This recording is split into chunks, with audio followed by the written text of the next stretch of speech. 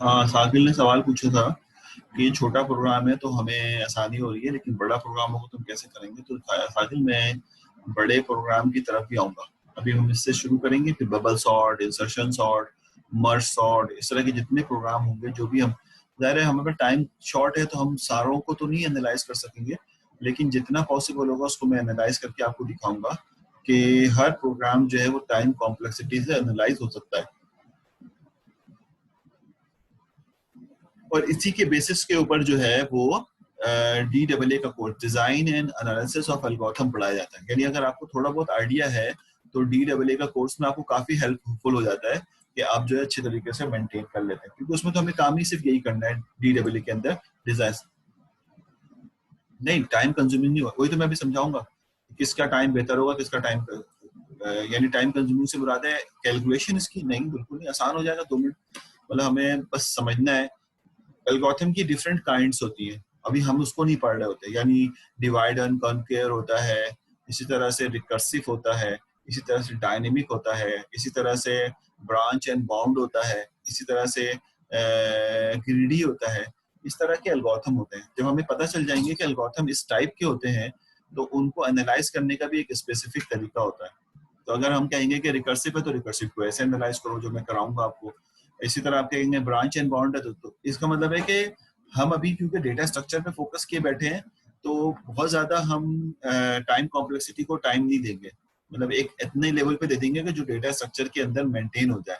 लेकिन जब हम यहाँ से जंप करके अगली दो दो सेमेस्टर के बाद DAA का कोर्स पढ़ने होंगे ना, अगले से अगले सेमेस्टर में, तो DAA का कोर्स जब आप पढ़ेंगे तो वहां पे आपको पढ़ाया जाएगा कि एल्गोरिथम जो दिए हुए हैं वहां पे एल्गोरिथम लिखने को कम और एनालाइज करने को ज्यादा होगा। तो वहां पे हर किस्म के एल्गोरिथम को आप एनालाइज करेंगे, क्योंकि जाहिर है जब करते करते आपको आदत हो जाएगी। तो यहाँ तो हम इस तरह की कोई बात नहीं करेंगे कि ये ब्रांच एंड बाउंड है या ग्रिडी है या डायनेमिक है। यहाँ पे हम कहेंगे देखो सादा सा एल्गोरिथम है। ब्रूट फोर्स के, ब्रूट फोर्स भी एक एल्गोरिथम की टाइप है जिसको हम एग्जॉस्टिव सर्च भी कहते हैं। तो अब देखो कैसे कैसे नाम है ना, ये हमें पता ही नहीं है, तो ये इंशाल्लाह सीख जाओगे आप। तो एग्जॉस्टिव सर्च यानी ब्रूट फोर्स के एल्गोरिथम है, जैसे selection sort, merge sort, insertion sort, ये सारे के सारे ब्रूट फोर्स एल्गोरिथम है।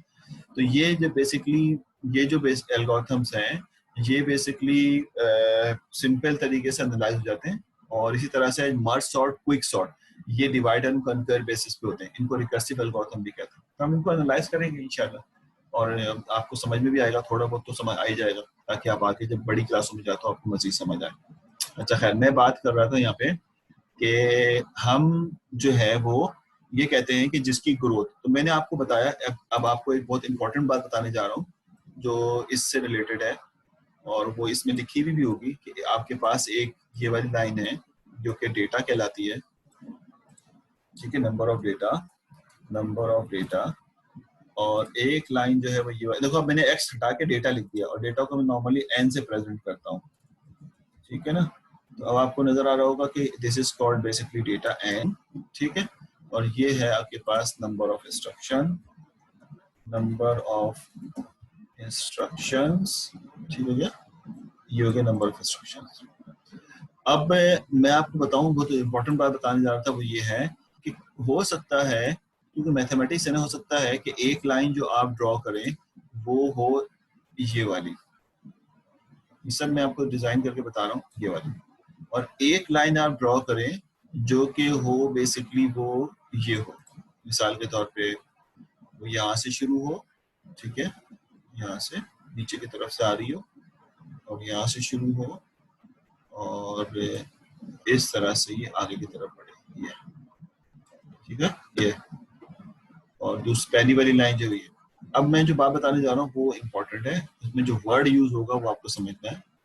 ये ऑरेंज वाली जो है वो ऊपर की तरफ जा रही है। देखो बात ये है कि शुरू में कुछ वैल्यू के लिए यहाँ तक की, दोनों लीनियर है, दोनों लीनियर है, यहाँ तक की वैल्यू के लिए, यहाँ तक की वैल्यू के लिए, ये अगर मैं इसको फंक्शन 2 कहूँ और इसको फंक्शन 1 कहूँ मिसाल के तौर पर अपनी मर्जी से, तो यहाँ तक की वैल्यू के लिए फंक्शन 1 2 की वैल्यू कम है और फंक्शन 1 की वैल्यू ज्यादा है। देखो यहाँ पे अगर कोई डेटा होता तो यहाँ पर फंक्शन 1 ज्यादा वैल्यू ले रहा है, फंक्शन 2 कम वैल्यू ले रहा है। यहाँ पे भी फंक्शन 2 ज्यादा वैल्यू ले रहा है, यानी इंस्ट्रक्शन की बात हो रही है, लेकिन यहाँ तक दोनों की वैल्यू सेम हो गई और उसके बाद फंक्शन 2 ज्यादा लेने लग गया और फंक्शन 1 कम लेने लग गया। फंक्शन 2 ज्यादा इंस्ट्रक्शन ले रहा है, यानी शुरू के कुछ डेटा के लिए फंक्शन 2 बेहतर चल रहा है, लेकिन उसके बाद फंक्शन 2 जो है वो परफॉर्मेंस बुरी हो गई इसकी। उसके बाद परफॉर्मेंस क्या होगी उसकी बुरी हो। और हमें ये बात अब तुमसे पूछ रहा हूँ, समझने की कोशिश करना। उसके बाद क्योंकि दोनों लीनियर हैं, लीनियर का मतलब है एक यूं आगे निकल गया और एक यूं आगे निकल गया, क्या आगे कहीं मिलने के चांसेस हैं दोनों के? जी सागल साहब, अब्दुल रहमान, रेयान मिर्जा, शोएब अहमद, सिर्फ आंसर दे दो। क्या तुम्हें उम्मीद है कि दोनों आगे कहीं जाके मिलेंगे इस तरह से, जो जिस तरह ये बढ़ रहे हैं आगे? बिल्कुल सही है, नहीं मिलेंगे। ठीक है, नहीं मिलेंगे। Very good Alina. यानी यहाँ ये जो पॉइंट है जहां पर ये, इसको कहते हैं, इस पॉइंट से पहले पहले की वैल्यू को कहते हैं फ्लक्चुएशन पॉइंट, फ्लक्चुएशन कर रही है। समझ में आई बात है? बिल्कुल सही कह रहे हो, नहीं मिलेंगे। ये पॉइंट कहलाते हैं फ्लक्चुएशन पॉइंट। ठीक है, ये बेसिकली इनकी कांस्टेंट की वजह से थोड़ी सी डिफरेंस आ रहा होता है। उसके बाद जो पॉइंट जहां से ये मीट करते हैं, जहां कट करते हैं, इसको कट ऑफ पॉइंट कहते हैं। लिख देता हूं मैं, ये पॉइंट कहलाता है cut off point. Cut off point, ठीक हो गया? ये पॉइंट कौन सा पॉइंट है, मैं इसको मार्क भी कर दूंगा अभी। ये पॉइंट है बेसिकली कट ऑफ पॉइंट, ये वाला पॉइंट है। यहाँ पे ये दोनों आपस में मीट हुए, उसके बाद ये दोनों आगे की तरफ ग्रोथ कर गए और कभी मीट नहीं करेंगे। जहां ये बात तय हो जाए कि ये कभी नहीं मीट करेंगे, उस बिहेवियर को, यानी इस कट ऑफ पॉइंट के बाद के बिहेवियर को, जहां पे ये बेसिकली एक दूसरे को कभी मीट ना करने वाली पोजीशन पे हो, उस बिहेवियर को एसिम्प्टोटिक बिहेवियर कहते हैं। ASY, अगर मैं गलत नहीं, ASYMPT, एसिम्प्टोटिक, अगर मैं स्पेलिंग गलत नहीं लिखूं, एसिम्प्टोटिक बिहेवियर कहते हैं। ठीक है, BHAVI इंग्लिश में, ठीक है। कुछ लोग यू लगाते हैं, कुछ लोग नहीं लगाते, ब्रिटिश और अमेरिकन इंग्लिश में। एसिम्प्टोटिक बिहेवियर, ठीक हो गया? यानी कौन सा बिहेवियर? जब जिस कट ऑफ पॉइंट के बाद ये आगे बढ़ना शुरू हो और ये तय हो जाए कि ये अब कट नहीं करेंगे, वो बिहेवियर एसिम्प्टोटिक बिहेवियर कहलाता है। मिसाल के तौर पे ये एक मैं मिसाल देता हूँ, एक दूसरा कर्व लेते हैं। मिसाल के तौर पे ये क्वाड्रेटिक जो है वो यहाँ से ऐसे करके ये बढ़ गया, ठीक हो गया? ये क्वाड्रेटिक है। अब मैं क्वाड्रेटिक पे समझा रहा हूँ। और दूसरा क्वाड्रेटिक जो है वो बेसिकली यहाँ से शुरू हुआ और बहुत स्लो शुरू में गया, लेकिन यहाँ पे जाके इसने कट करके बहुत तेजी से आगे बढ़ना शुरू किया। क्वाड्रेटिक है दोनों, ठीक है? ये F2 है और ये F1 है। कैसे किसी बातें समझने को पड़ रही है ना? आप सोच रहे हो पता नहीं क्या क्या कहाँ लेके बैठ गया गौतम ने। ये F1 है, ठीक हो गया? अब हमें पता है कि यहाँ तक का जो पॉइंट जहाँ पे इन्होंने कट किया है एक दूसरे को, उससे पहले के पॉइंट को हम कहते हैं, इससे पहले की वैल्यू को कहते हैं फ्लक्चुएशन वैल्यू, ठीक है? और इस पॉइंट को हम कहते हैं, इस पॉइंट को कहते हैं हम कट ऑफ पॉइंट। ये बता चुका हूं मैं, ऊपर लिखा है।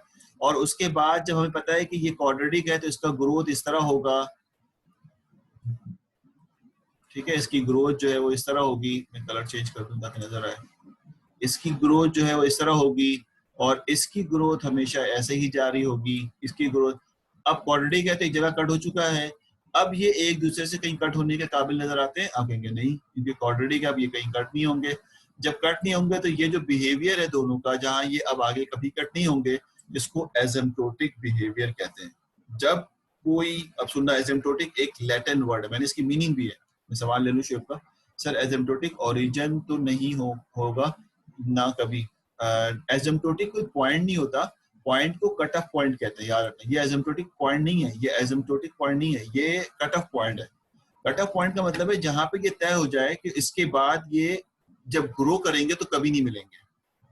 उससे पहले पहले हमें नहीं पता था। यहाँ पे जब एक्चुअल में बनाते हैं ना, जब आप कभी बुक देखेंगे, एक्चुअल बुक देखेंगे, मैं फिर एक डायग्राम बनाता हूँ, तो वो इंटरेस्टिंग डायग्राम बनाते हैं। वो ये होता है, तो वो यहाँ पर शुरू में ना इस तरह फ्लक्चुएशन बनाते हैं और फिर उसके बाद एक स्ट्रेट लाइन बना, और यहाँ पे वो फ्लक्चुएशन बनाते हैं और उसके बाद फिर ये भी बना देते हैं।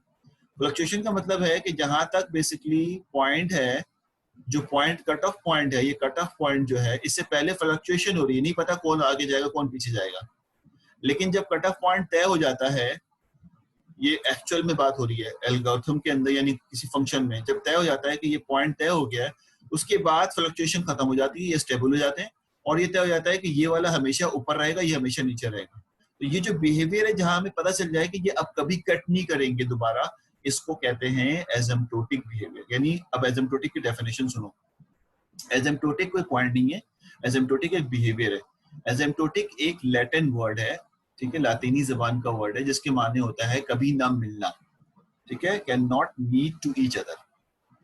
यानी लैटिन वर्ड में asymptotic means can not meet to each other, यानी और हम इसको जब ग्राफ में लेके आएंगे तो हम कहेंगे दो ग्राफ का ऐसा बिहेवियर जब वो कभी एक दूसरे को मीट ना कर सके, इज कॉल्ड एसिम्प्टोटिक। यानी बहुत करीबी क्यों ना आ जाए, मैं मिसाल दे रहा हूँ, दोबारा मिसाल देने के लिए यहाँ पे बगैर उसके कि बहुत करीबी क्यों ना आ जाए, बहुत करीब क्यों ना आ जाए, लेकिन कभी, सॉरी गलती से मिल गया, कभी एक दूसरे को टच नहीं करेंगे, कभी एक दूसरे को टच नहीं करेंगे।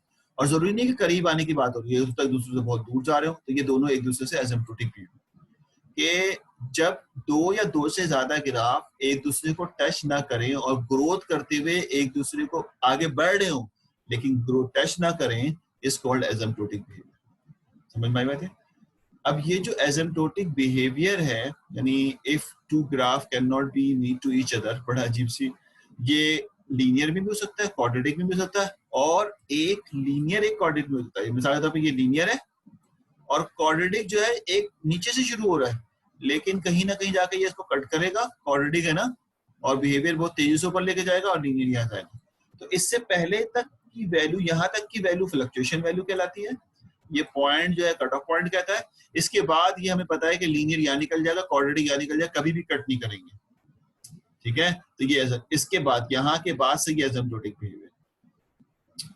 हम जब अभी तो मैं नहीं पढ़ाऊंगा, लेकिन जब DAA का कोर्स करेंगे तो हम जब अपने एल्गोरिथम को एनालाइज करते हैं तो हम निकाल सकते हैं कि वो कट ऑफ पॉइंट कौन सा है। मतलब ये भी अभी तो आपको लग रहा होगा पता नहीं कैसे निकलेगा कट ऑफ पॉइंट, पता कैसे चलेगा हमें। तो ये मैथमेटिक्स इसके हमें अपॉर्चुनिटी देती है कि हम वो कट ऑफ पॉइंट निकाल सकते हैं, कैलकुलेट कर सकते हैं। समझ आए बेटे? तो लिहाजा अभी हमारी अभी जरूरत नहीं है, सिर्फ डायग्राम से समझो कि तीन चीजें होती हैं। एक एसिम्प्टोटिक, अब एसिम्प्टोटिक बिहेवियर जो होता है, ठीक है ना, ये तो समझ में आ गया। एसिम्प्टोटिक बिहेवियर कोई एक छोटा सा अपनी उर्दू में लिख के बता दे, एसिम्प्टोटिक बिहेवियर किसको कहते हैं? रियान मिर्जा, अलीना, कोई शोएब अहमद, कोई एक आदमी बस एक दो लाइन लिख दे कि भाई ये होता है एसिम्प्टोटिक बिहेवियर। ये मायने हमने समझा है। हुज़ैफा, एसिम्प्टोटिक बिहेवियर के मायने हमने ये समझा, उर्दू में लिख दो, लैटिन हम लोग लिखते हैं लातिनी उर्दू में, रोमन उर्दू में।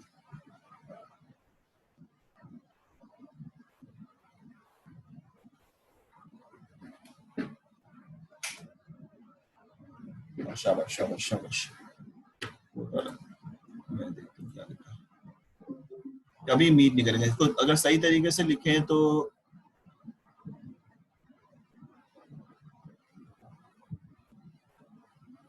विंडो ने अपडेट किया, कह रहा रीस्टार्ट करूंगा। तो अभी हमारी क्लास खत्म होने वाली है ना, मैं ब्रेक में इसको रीस्टार्ट करूंगा।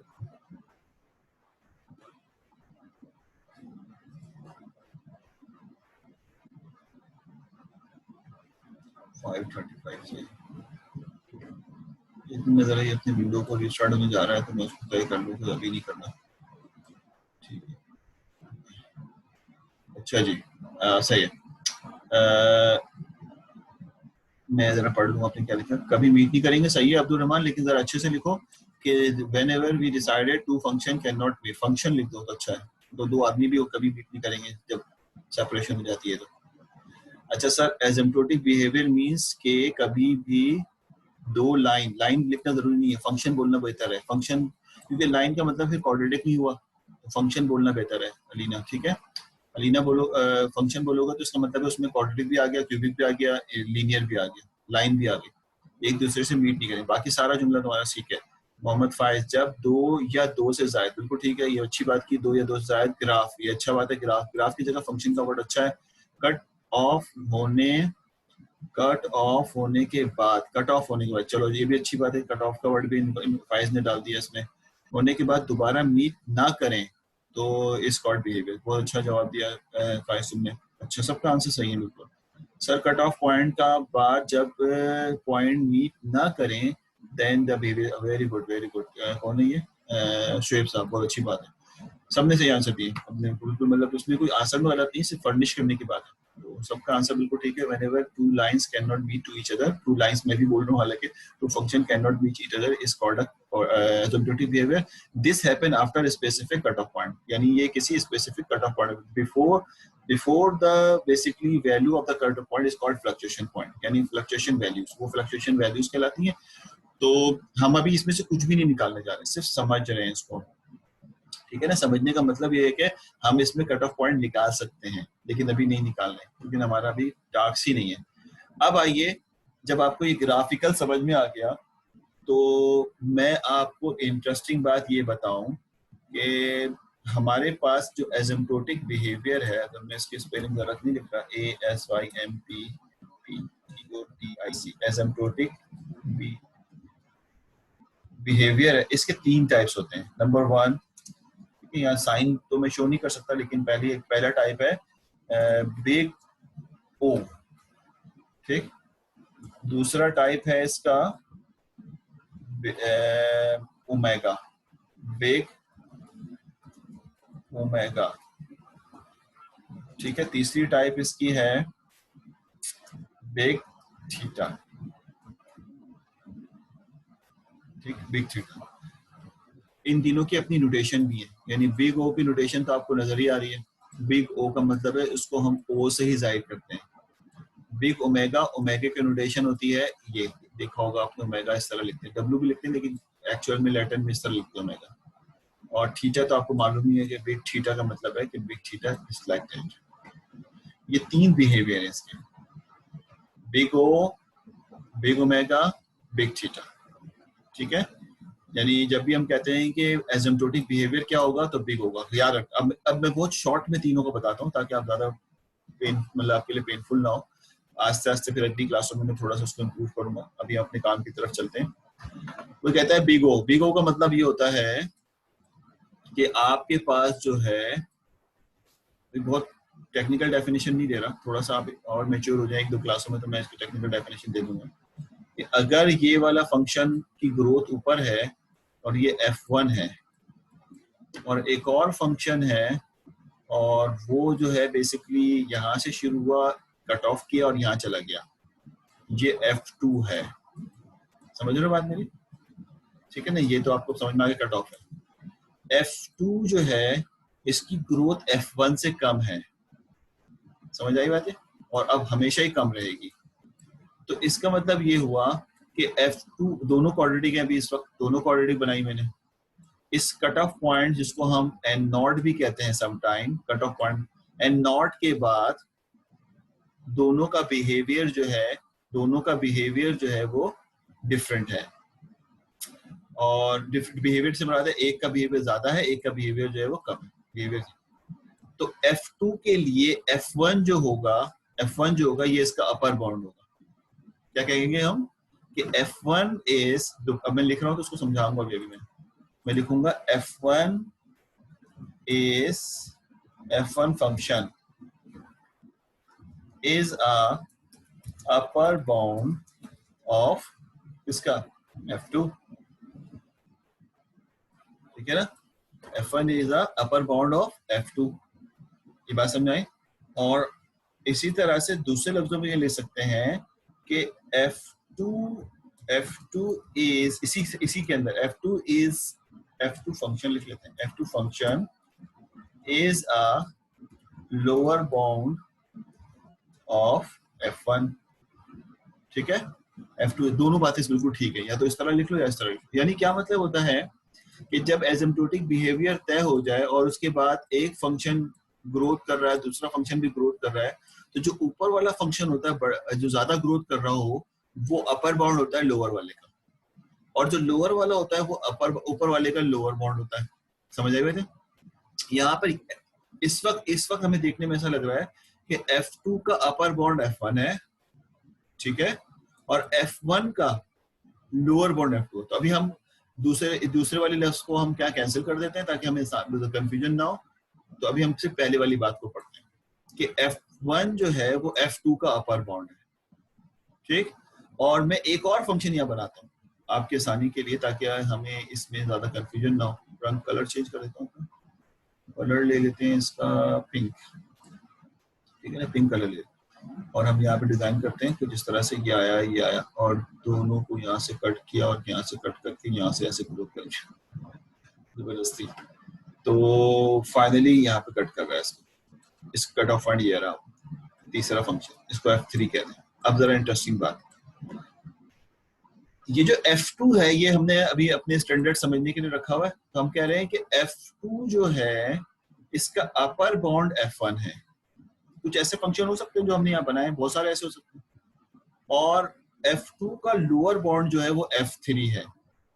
लोअर बॉन्ड का मतलब क्या हुआ कि यहाँ पे मैं लिखूं क्या, इस तरह लिख देता हूं कि F3 जो है is a F3 function is a lower bond of F2। अब हमें ये नजर आ गया कि F1 इसका upper bound, F3 is a lower bound. ये अच्छा, अब सवाल अब जरा समझने की कोशिश करना, क्या F2 का कोई एक ही अपर बॉन्ड होगा? आप कहेंगे नहीं, पता नहीं कितने होंगे, मैं एक और बना देता हूँ। मिसाल के तौर पर एक और येलो लाइन बनाओ, हो सकता है कि एक येलो लाइन ये भी हो सकता है कि एक जो है ये भी हो। इसका मतलब है किसी एक फंक्शन की कई अपर बॉन्ड होते हैं और कई लोअर बॉन्ड होते हैं। तो एक अपर बॉन्ड या एक लोअर बॉन्ड नहीं होता किसी एक फंक्शन के, क्योंकि मैथमेटिकल फंक्शन है ना, कितने बना लो, लेकिन इस वक्त हम इसको कंसीडर किए बैठे हुए, ये F2 है और इसके कई अपर बॉन्ड हैं और कई, तो अपर और लोअर होते क्या है? इसका मतलब है जो इससे ज्यादा ग्रोथ रखेगा वो इसका अपर बॉन्ड होगा, जो लोअर ग्रोथ रखेगा वो इसका लोअर बॉन्ड होगा। सही है, आप समझने की बात है। अपर बॉन्ड को हमेशा बिग O से जाहिर करते हैं और लोअर बॉन्ड को हमेशा ओमेगा से जाहिर करते हैं। समझ आई बात है? तो अगर मैं यहाँ पे लिखूं कि F1 जो है वो रखता है एक अपर बॉन्ड और वो अपर बॉन्ड का नाम F1 है, तो इससे अब देखो, अब मुझे लिखना, इंग्लिश नहीं लिखनी पड़ेगी, समझना भाई, सागिल, फायज, अहमर, फैसल, फरिया, फैसल, आप समझना। अब इस जुमले के पीछे, सॉरी मैं यहाँ गलत लिख दिया, F2 लिखना पड़ेगा, F2। इसके पीछे पूरी इंग्लिश छुपी हुई है कि F1 का अपर, O का मतलब अपर बॉन्ड, अपर बॉन्ड है F2, यानी F2 जो है उसकी ग्रोथ ज्यादा है F1 से, उसकी ग्रोथ क्या है, ज्यादा है। और अगर कभी मैं यूं लिखूं कि F1 which is equal to, ठीक है, ओमेगा ऑफ F3, अब आप क्या जवाब देंगे इसका? अब आप कहेंगे इस जुमले के अगेंस्ट, पूरी इंग्लिश छुपी हुई है इसके अंदर, जो मैं लिख रहा था यहाँ पे पूरी इंग्लिश यहाँ पे छुप गई है बाबा के। मैं कहूंगा कि F3 जो है वो F1 का लोअर बॉन्ड है। क्या है इसका? Lower bond. यानी लोअर बॉन्ड होने का मतलब क्या हो कि F3 की ग्रोथ कम है F1 से, F3 का फंक्शन बेहतर है F1 से। और अगर मैं गलती से यूं लिख दूं, कि आप इसको एक्सेप्ट करेंगे? सारे सोचना गौर से, सोना नहीं, इसको एक्सेप्ट करेंगे कि F1, ये F1 है, F1 जो है वो उसका लोअर बॉन्ड जो है वो F2 है। क्या ये बात एक्सेप्ट करेंगे इस वक्त डायग्राम के हिसाब से? जी, या मैं यूं लिख दूं तो क्या इस बात को आप एक्सेप्ट कर लेंगे जो अभी लिखा है मैंने? आप कहेंगे बिल्कुल नहीं एक्सेप्ट करूंगा मैं। क्यों?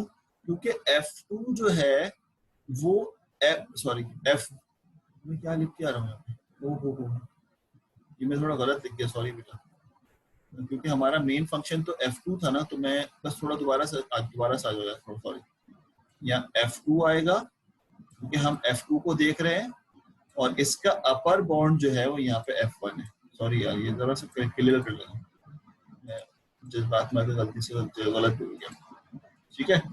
यानी F2 जो है, जो हमारा फंक्शन है ये वाला, इसका अपर बॉन्ड बहुत सारे हैं, इसमें से एक F1 भी है, एक जो है कि F1 भी, तो इसका यहाँ पे F1 आ जाएगा सही है।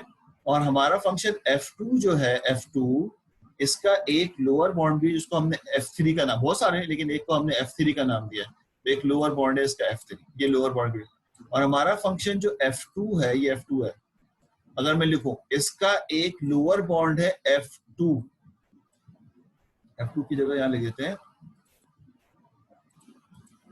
इसको मैं जरा सही कर दूंगा क्लियर नजर आए। हमारा एक लोअर बाउंड है F2 का, जो हमारा फंक्शन F2 है, इसका एक लोअर बाउंड है, वो है F1। क्या इस तरह लिख सकता हूँ? अब बताओ, इस तरह लिख सकता हूँ कि मेरे फंक्शन F2 का एक लोअर बाउंड है F1। क्या ये बात सही है? आप कहेंगे बिल्कुल सही नहीं है, क्योंकि F1 जो है वो इसका लोअर बाउंड नहीं है, बल्कि क्या है, अपर बाउंड है। तो इसको यहाँ पे ये साइन, इसका मतलब है आपने गलत लगा दी, इसका साइन जो है वो क्या लगा दिया आपने, गलत लगा दिया। तो जिस ग्रोथ सबसे ज्यादा होगी वो सबका अपर, जी तो हमें तो पता ही नहीं सबसे ज्यादा, तुम जिसको सबसे ज्यादा कहोगे उससे ऊपर भी कोई ना कोई होगा। तो हम इस तरह सबसे ज्यादा का वर्ड इस्तेमाल नहीं करते, हम कहते हैं कि F2 के बहुत सारे अपर बॉन्ड होंगे, F2 के बहुत सारे लोअर बॉन्ड होंगे, उनमें से कोई एक F1 है और उनमें से कोई एक F3 है। तो हम इसलिए अपर बॉन्ड को लिख सकते हैं कि F2 का अपर बॉन्ड F1 है और F2 का लोअर बॉन्ड F3 है। ठीक है, बात समझ आ रही है? और जब हमें पता ना हो, मिसाल के तौर पे गौर सुनना, जब हमें पता ना हो, सम टाइम ऐसा होता है हमें पता नहीं होता कि ये F2 है, हमें पता ना हो कि इसका एक फंक्शन और है, हम डिजाइन नहीं कर पा रहे हो, तो हम उसको बेसिकली टाइट बॉन्ड यानी थीटा से रिप्रेजेंट करते हैं कि F2 का एक, नजर नहीं आ रहा होगा तुम लोग को, यहाँ लिख दो, ये लाइन है, हमें नहीं पता कि इसका एक और फंक्शन कौन सा है कौन सा नहीं है। हम यहाँ पे हमें नहीं पता कि एक फंक्शन में लिखने जा रहा हूँ F2, और से लिखना F2 फंक्शन बनाया नहीं है यहाँ पे, ये तो F2 है, ये लिख दिया मैंने, ये तो F2 है, लेकिन एक फंक्शन जो है वो है F3। ये नई वाली डायग्राम उसके हिसाब से, इस वाली डायग्राम में, अब इस डायग्राम में F3 तो पता ही नहीं कहाँ पर है, ऊपर है नीचे। तो जब पता ना हो कि ये ऊपर है या नीचे है, यानी इसका अपर बॉन्ड है या लोअर बॉन्ड है, जब ये पता ना हो तो फिर हम थीटा लगा देते हैं कि ये इसका अपर भी हो सकता है और ये इसका लोअर। तो जब दोनों की बात की जा रही हो, अपर और लोअर, कि दोनों में से कोई भी हो सकता है, तो इसलिए हम यहाँ पे उसके लिए क्या इस्तेमाल करते हैं, थीटा। आप दोबारा सुन लो, मैं अभी सवालात पे आता हूँ, आपकी क्वेश्चन जो है उसमें भी आता हूँ कि जब किसी फंक्शन का नॉन अपर बॉन्ड हो, पता हो, तो हम कहते हैं कि वो उसका अपर बॉन्ड है, बी को से शो करते हैं। जब पता हो कि वो उसका लोअर बॉन्ड है तो उसको हम बेसिकली ओमेगा से शो करते हैं, और जब पता ना हो कि क्या है तो उसको हम टाइट बॉन्ड यानी बेसिकली थीटा से शो करते हैं। तो अब आपके सवालात ले लेता हूँ। कहता है कि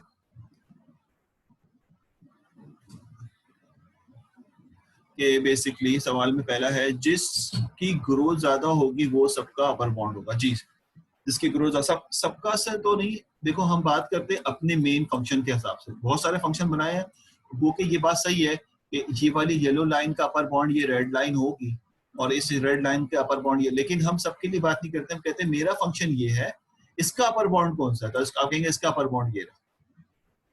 ठीक है, आप कहेंगे कि मेरा फंक्शन ये है F2, इसका लोअर बॉन्ड, आप कहेंगे इसका लोअर बॉन्ड ये मैंने जवाब दिया फैसल का। अब आइए साजिल साहब का।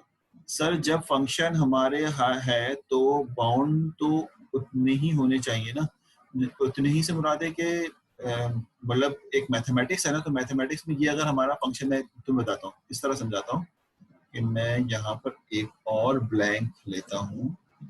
ब्लैंक लेने का फायदा नहीं होगा, ये मैंने लिखा है ना, इस साइड पे लिखता हूँ, इस साइड ये जगह खाली।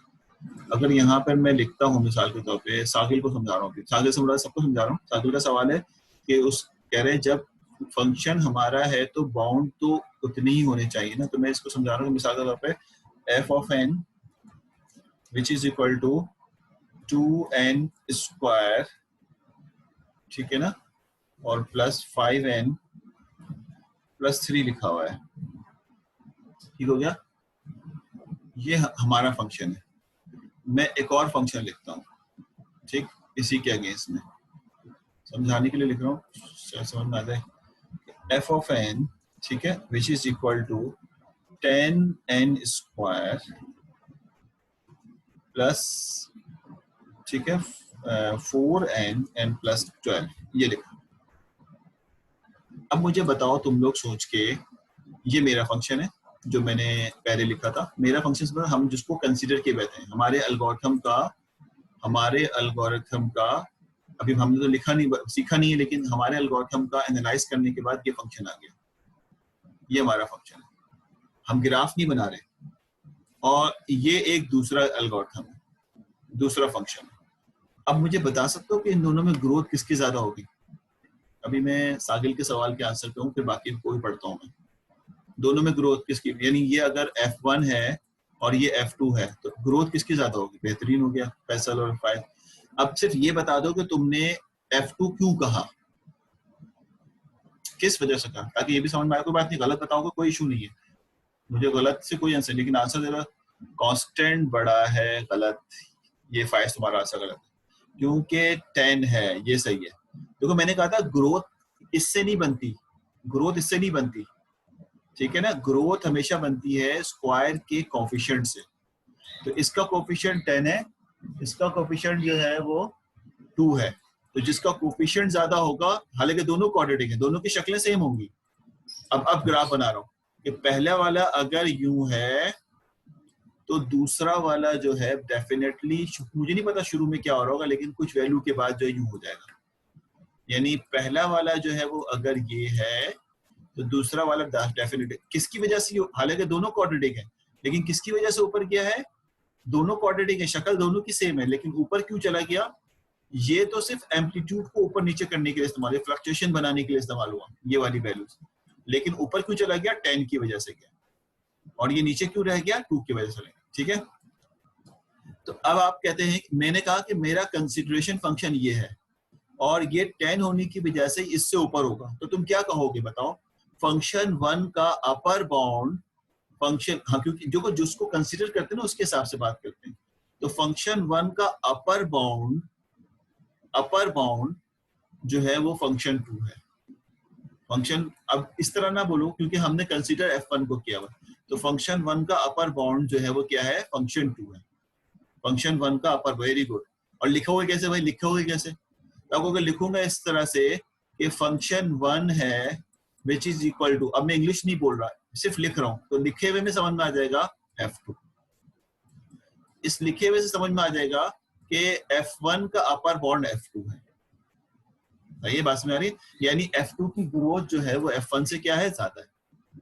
अब इसको बोलने का एक और अंदाज भी है, एक और तरीकेकार भी है बोलने का, वो भी मैं, और इसी तरह से अगर कोई और फंक्शन में यहाँ लिख देता हूँ, मिसाल के तौर पे आप लोगों के लिए एक और फंक्शन में यहाँ लिख देता हूँ, f of n which is equal to n square, ठीक है, n square plus 10n n plus 15, ये फंक्शन मैंने लिख दिया। ये तीसरा फंक्शन आ गया f3, ये आ गया f3। बहुत ही खिचड़ी बन जाती है पढ़ाते पढ़ाते व्हाइट बोर्ड में। ये हो गया f3। अब बताओ इन तीनों में हमारा कंसिडरेशन फंक्शन f1 है, अब इसकी ग्रोथ हमारे फंक्शन से ज्यादा होगी या कम होगी? कम होगी। Very good, very good. हालांकि इसको नहीं देख रहे, ये ज्यादा है हमारे फंक्शन से, इसका ये वाला पार्ट ज्यादा, लेकिन ये ग्रोथ नहीं बनाता, ये तो सिर्फ एम्पलीट्यूड को फ्लक्चुएशन बनाने के लिए इस्तेमाल होगा। ये जो इसके कोफिशिएंट यहाँ पे नहीं लिखा हुआ 1 है, ये बता रहा है, और हमारे फंक्शन का कोफिशिएंट 2 है, तो ये बता रहा है कि ये जो फंक्शन f3 इसकी ग्रोथ कम होगी, यानी एक नया फंक्शन है f3 जिसकी ग्रोथ कम है, f3। तो इसका मतलब ये हुआ कि हमारा फंक्शन जो f1 है इसका एक लोअर बॉन्ड हमने ढूंढा है, अभी एक लोअर बॉन्ड ढूंढा है जो कि f3 है। हम ढूंढ सकते हैं लोअर बॉन्ड f3 है, सही। कई हो सकते हैं, हमें तो ये मैंने बातें बताया तो कई हो सकते हैं, लेकिन एक इस वक्त f3 शो किया, समझ आए? अब मैं यहाँ पे जुमला इस्तेमाल करके क्लास ऑफ कर रहा हूँ ब्रेक के लिए, क्योंकि 10:38 हो गया, ज्यादा ही हम आगे चले गए। तो ठीक है ना, मैं एक बात बोल के एक चीज करके ब्रेक लेता हूँ, ताकि आप भी चाय वाय पी लें, अपने आप को फ्रेश कर लें, सभी सो के उठे होंगे। अच्छा, तो मैं ये कह रहा था कि एक आखिरी जुमला बाकी जो मैं आके बाद में समझा, समझ रहे हो ना? अब तो कितनी सारी चीजें इसके अंदर पढ़ाने को, हम एक जगह रुक गए। अब देखो गौर सुनना सारे स्टूडेंट, मैं ये चीजें जो पढ़ाई है ना मैं बार बार नहीं पढ़ाऊंगा, आगे मैं सिर्फ इसको इस्तेमाल करूंगा। आपने इसको समझना है क्या हुआ, क्या बोला मैंने, क्या बातें हो रही हैं, ये पूरी क्लास मैंने इसके अंदर इन्वेस्ट किया और आपने इसको समझना भी है। अच्छा, मैं आखिरी जुमला बोल के फिर आपको आगे, एक बात तो ये की कि मेरा फंक्शन का अपर बाउंड ये है, लोअर बाउंड ये, जिसकी ग्रोथ ज्यादा होगी वो उसका अपर बाउंड होगा मेरे फंक्शन का, जिसकी ग्रोथ कम होगी।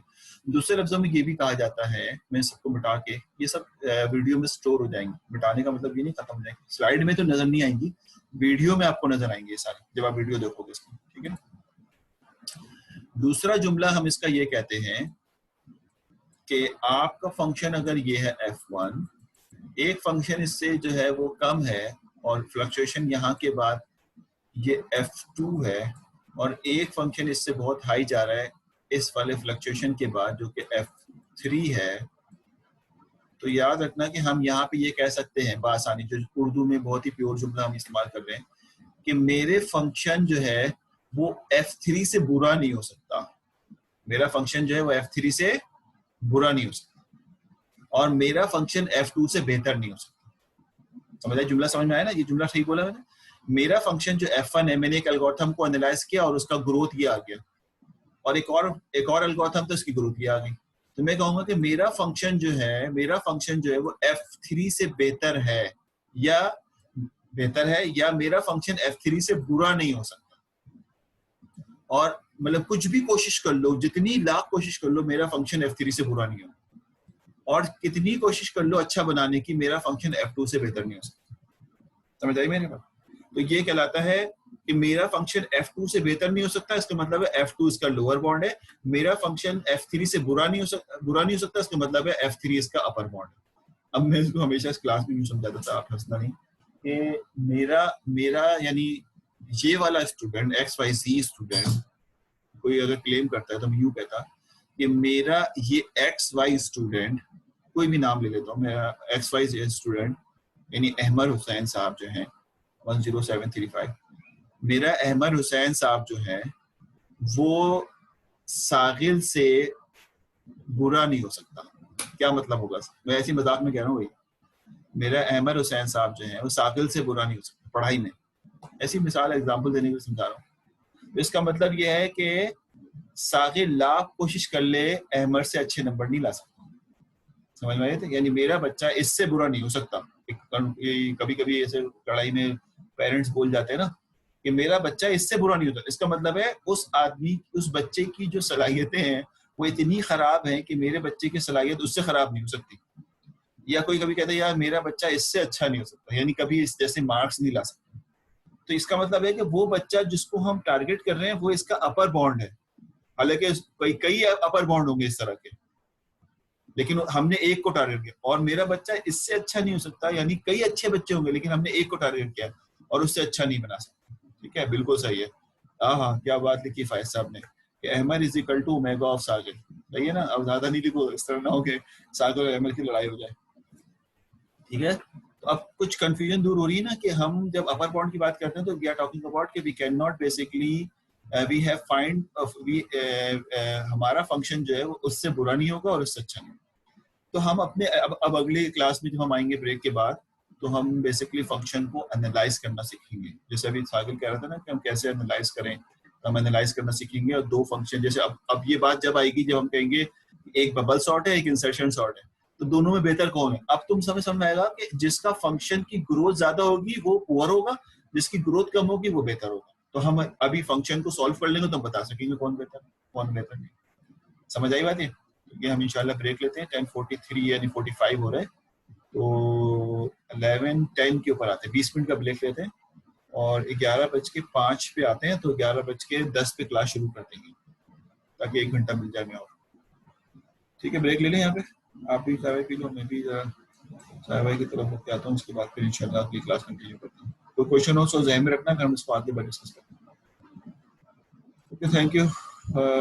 फिर थोड़ी देर बाद मिलते हैं। हाफिज़।